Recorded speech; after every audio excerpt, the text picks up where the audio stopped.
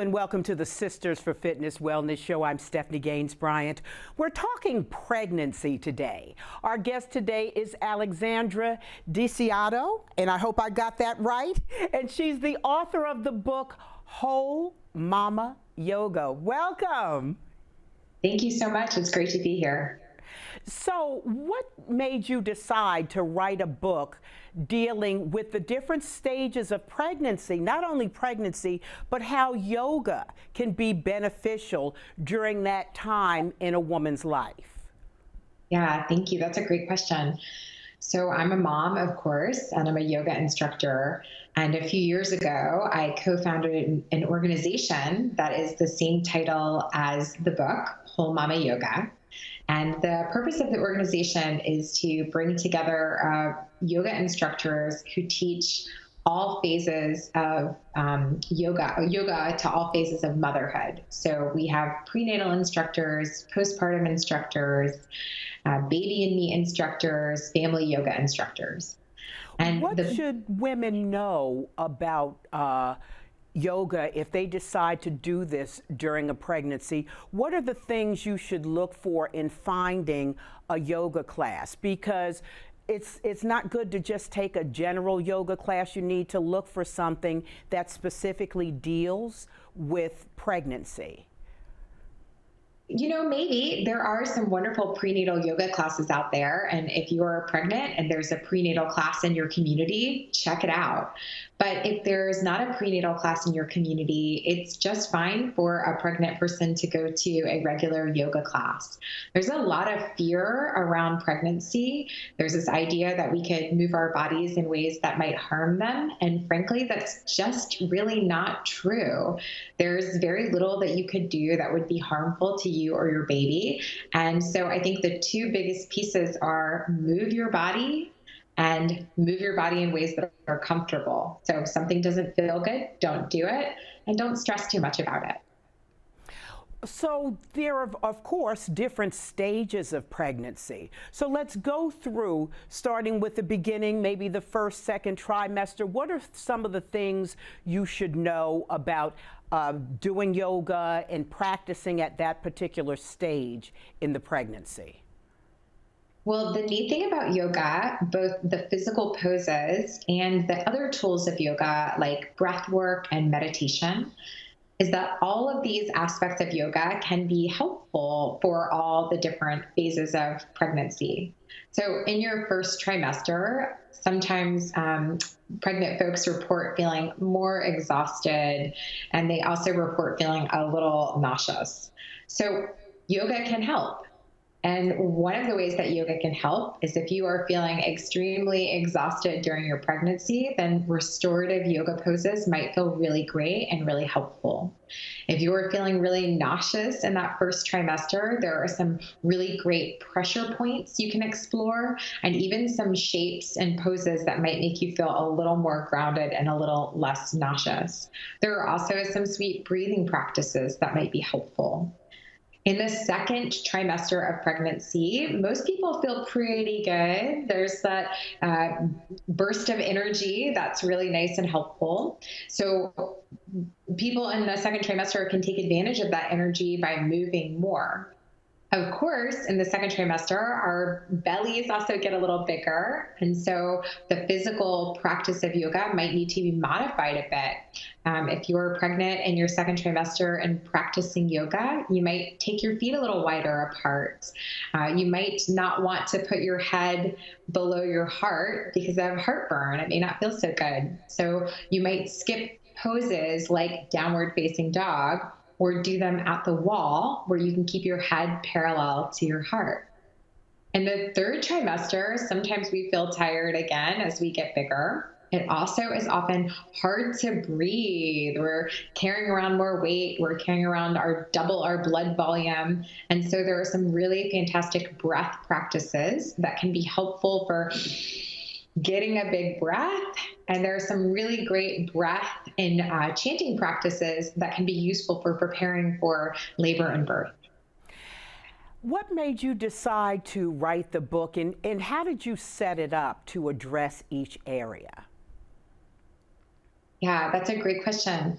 I think so many of us that go through motherhood come out the other side after being pregnant and having a baby and starting to be a mom.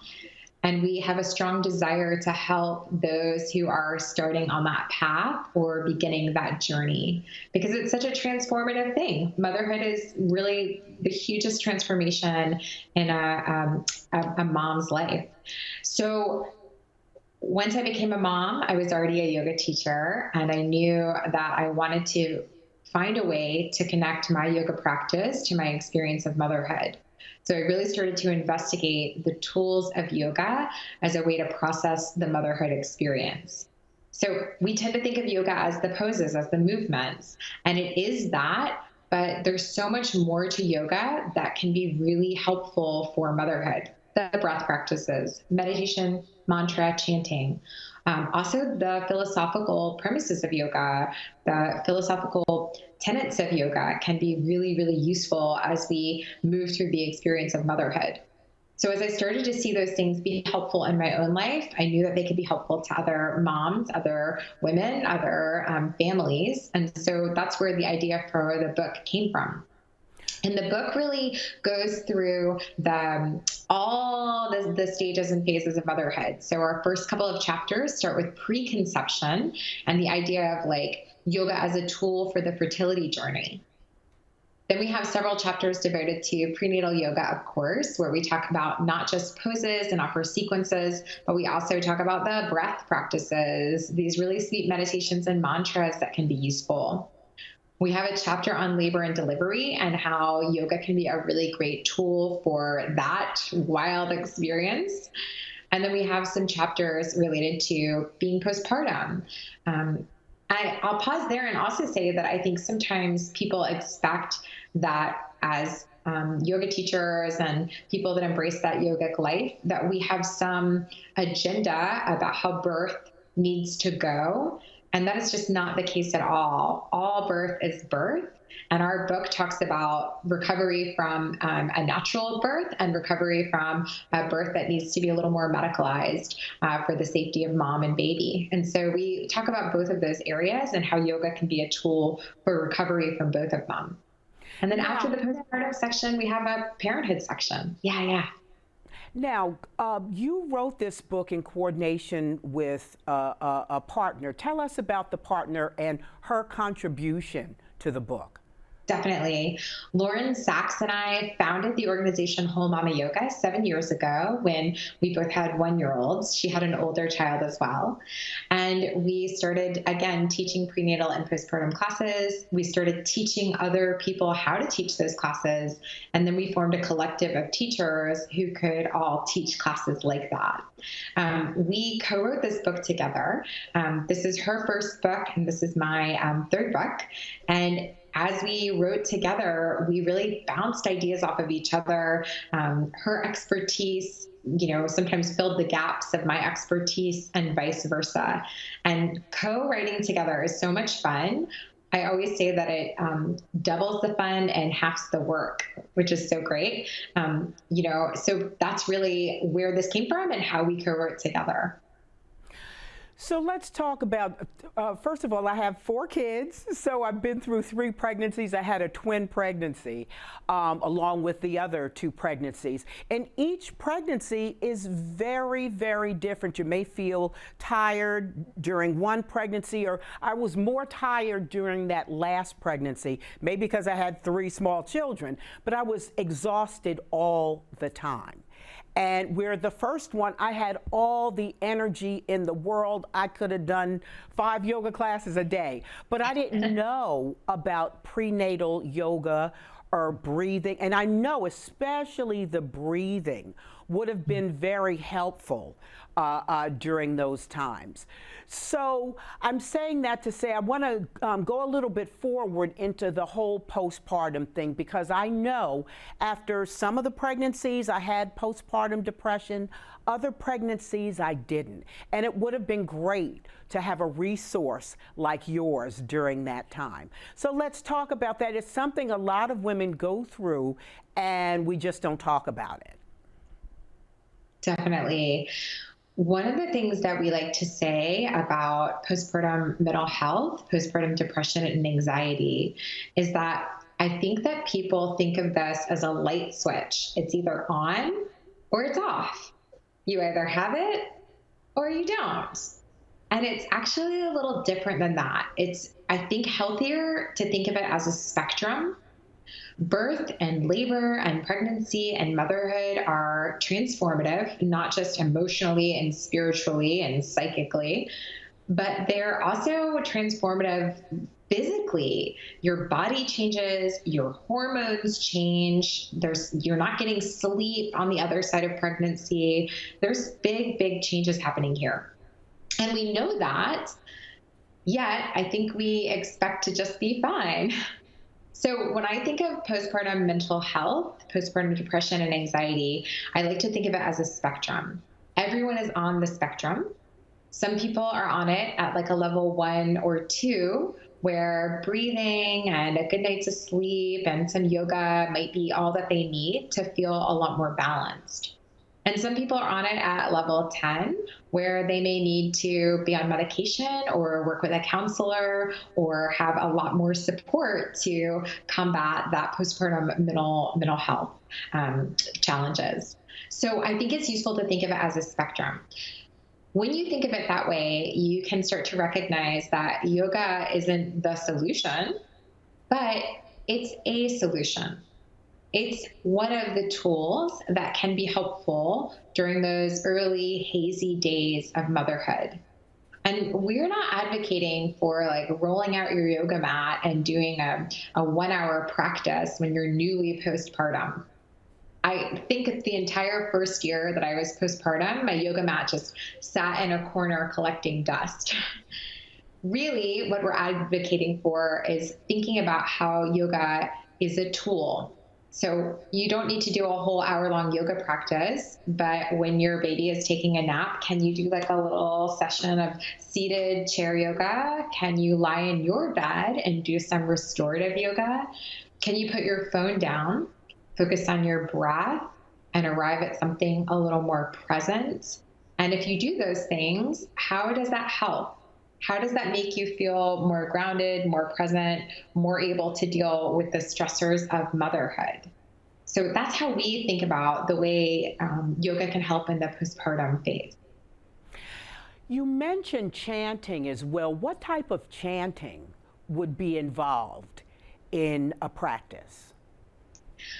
I love that question because I think that if you are not a yoga practitioner, you can think of chanting as like this really weird thing. And it can be sort of strange sounding. Generally in yoga practices, chants are done in Sanskrit, which is the classical language of yoga. However, I really gravitated towards some English language chants that I used through the early days of my daughter's life. And now I have used as a tool for parenting. So can I give you an example of one? Absolutely. I was hoping you would. Yeah. So this is a sweet chant that I think is great for the early days of postpartum to kind of chant and sing to yourself. And then it's become a really sweet chant that I use with my daughter. And so if she's feeling emotionally unstable or just feeling like she needs to be emotionally regulated, she'll say, "Mommy, can we do the rooted chant?" So this is how it goes. Rooted like a tree, I am rooted like a tree. Roots go so deep, I am rooted like a tree. Everything will change, nothing stays the same, and through it all my roots will remain. Oh, that's beautiful. Isn't that so Absolutely sweet? beautiful. And it's grounding. So sweet. Yeah. It is very, very grounding. So since you brought it up, incorporating yoga into parenthood. I know when I was doing my yoga teacher training, it became a family thing. And my kids would practice with me. If I had to do a practice class for the next yoga session or whatever, they would help me with that. So we just kind of made it a family thing, incorporated that into our everyday world. So what would your suggestion be to parents to kind of bring that into the fold? Yeah, that's a great question. There's a big buzzword or big buzz phrase, I guess, that we have in our society right now, which is social emotional learning. It's a type of learning that's showing up in schools that is really about teaching kids how to be emotionally regulated. And so just like yoga is a very big tool for emotional regulation for us as adults, it can also be a fantastic tool for emotional regulation for kids. My daughter has a set of index cards that we made together called the Tools for Emotional Regulation Index Cards. But really, all of the things that we put on there are yoga tools. So one card is all about deepening and slowing your breath. One card is all about taking big sighs and making noise with your breath, like one card is about coming up with a mantra, not necessarily to be chanted, but a phrase that might be helpful in the moment to reuse again and again. So my daughter has some examples of those that we use. For instance, at bedtime, we say, I am safe, I am loved, I am home. And we repeat that again and again. So she knows she can create her mantra as she needs it, or she can use ones that we've used in the past. On her card for her tools for emotional regulation, she knows that moving her body, we call it like the mini dance party, but like jumping around, moving her body. And that's yoga. That's how the physical poses can make us feel better. And they don't have to be like classical poses. So she has all of these wonderful tools for emotional regulation, and so many of them come from yoga. So, since we got you to do the mantra, I would like you to do maybe a breath that people can easily do and take along with them. Oh, I would love to offer that. So there's a breath in yoga called horse lips, which is a really funny breath, but it's a breath that relaxes your mouth and your face and your jaw. So it's a great breath for like letting go of tension that you're storing. And that can be really helpful when you're postpartum. It's also a really awesome breath to use in the early hours of labor, when you're starting to feel like you're going into labor and you want to keep everything soft and relaxed in your whole body.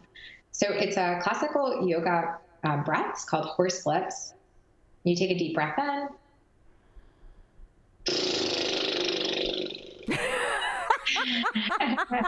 Isn't that so funny?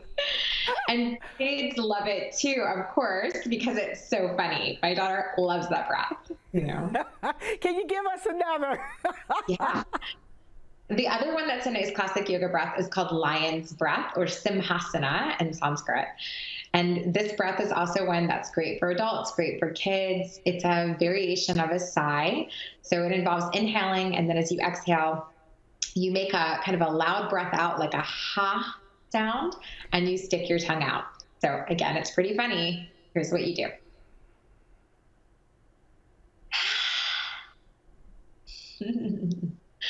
That one feels so good though. And doing 2 or 3 of those in a row when you're feeling like a little fiery, or you're even just feeling like you're holding on to some tension, a nice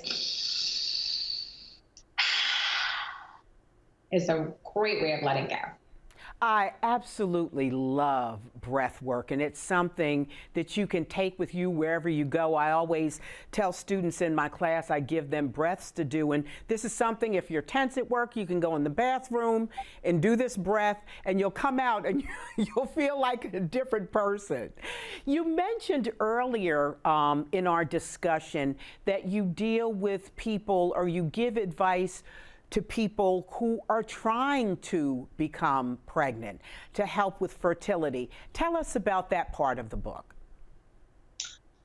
Fertility is often a mystery, and I think that that can be both extremely frustrating for folks on the path of pregnancy who aren't getting on that path as quickly as they would like.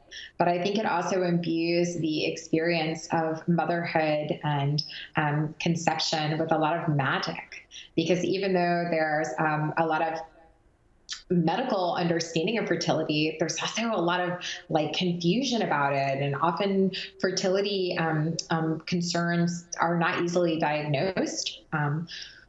So in the book, we talk about a couple of things. We talk about the yoga of patience, and how you can sit with the experience of what is happening when what is happening is exactly what you do not want to happen, right? So often in life, that is the biggest challenge, that we have a clear expectation in our minds, but that's not exactly what's occurring. I wouldn't want to mislead anyone and tell them that yoga has some magical ability to cause pregnancy. That would be so cool if it did, but as far as we know, it doesn't.